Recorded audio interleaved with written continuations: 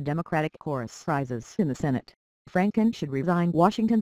Support for all Franken all but collapse on Wednesday among his Democratic colleagues in the Senate, with dozens calling for him to resign after a sixth woman said he had made an improper advance on her. Senator Franken should resign, Senator Chuck Schumer of New York, the Democratic leader, said Wednesday evening, the latest in an avalanche of statements that began with a half-dozen Democratic women and then snowballed throughout the day.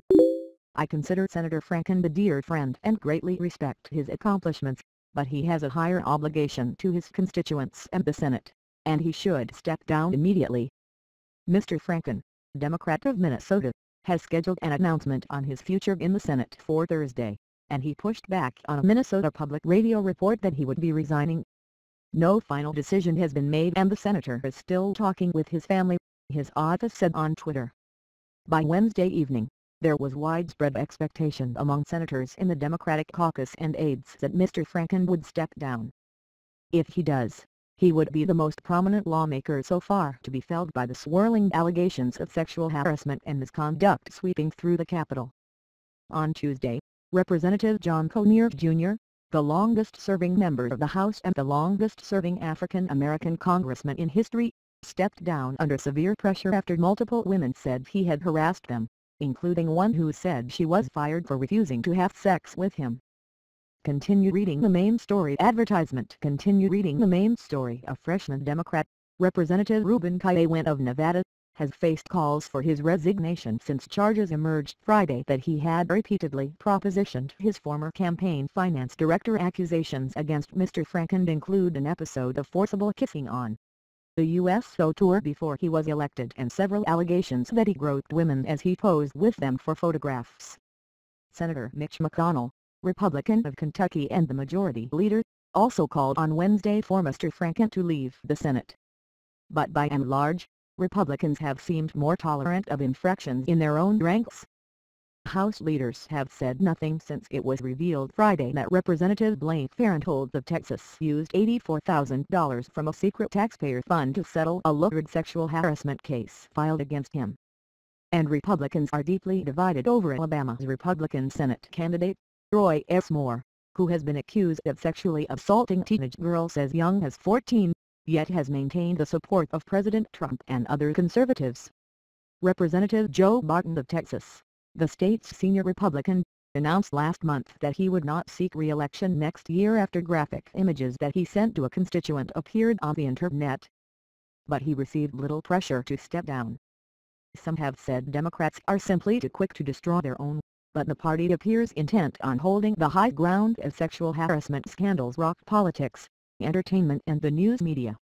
The Democratic Party will stand up for women and for what is right, Tom Perez, the chairman of the Democratic National Committee, said in a statement on Wednesday night. Public service is a public trust.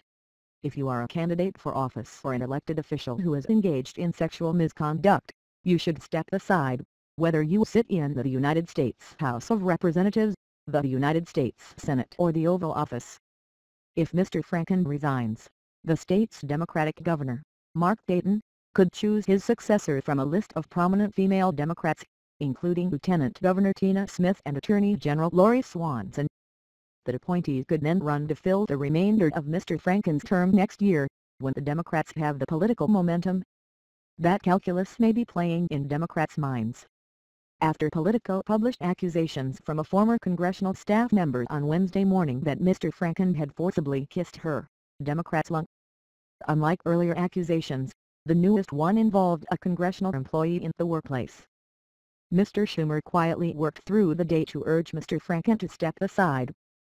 According to a person familiar with the conversations, Mr. Schumer called Mr. Franken before any of his fellow senators went public with their resignation calls and later met with Mr. Franken and his wife in Mr. Schumer's Washington apartment, but they did not head off the deluge that started when Senator Kirsten Gillibrand of New York declared on Facebook, "Enough is enough.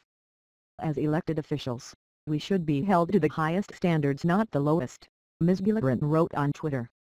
The allegations against Senator Franken describe behavior that cannot be tolerated. While he's entitled to an ethics committee hearing, I believe he should step aside to let someone else serve. Ms. Gillibrand was joined by Senators Mazie K. Hirono of Hawaii, Claire McCaskill of Missouri, Dianne Feinstein of California, Patty Murray of Washington State, Kamala Harris of California, Tammy Baldwin of Wisconsin, Debbie Stabenow of Michigan, Maria Cantwell of Washington State, Heidi Heitkamp of North Dakota, Tammy Duckworth of Illinois, and Maggie Hassan of New Hampshire, who issued statements after talking privately with each other for weeks about what to do about Mr. Franken. Senator Richard J. Durbin of Illinois, the number 2 Democrat, added his support, as did Senators Bob Casey of Pennsylvania, Joe Donnelly of Indiana, Patrick J. Leahy of Vermont, Edward J. Markey of Massachusetts and Sherrod Brown of Ohio, as well as Mr. Perez of the Democratic National Committee.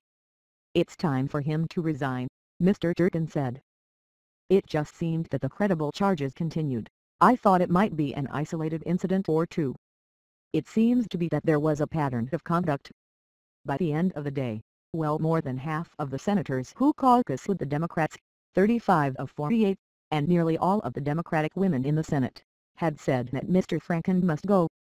Some who remained silent did so because they serve on the Ethics Committee, which is considering his case. Mr. Franken has apologized for his behavior, but the senators said his admissions are not enough. Ms. Hirano said Wednesday's outpouring came after much thought. "We have been in touch with each other," she said. "It's been difficult because I consider Al a friend. I've sat with him in 2 committees, but that doesn't excuse his behavior." She added, "We're at the point where I think that there can be a cultural change in terms of how women are perceived and treated in this country. This kind of bad behavior has been tolerated and ignored for far too long, but not today."